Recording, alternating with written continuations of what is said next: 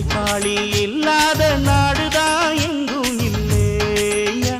அரஹோயா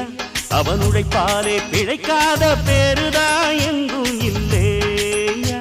அரஹோயா அர சாமியோ சாமி அப்படி இருந்துட்டா காமி கூலியோ கூலி எங்களை நம்பித்தா பூமி பிறர் வாழ்வதே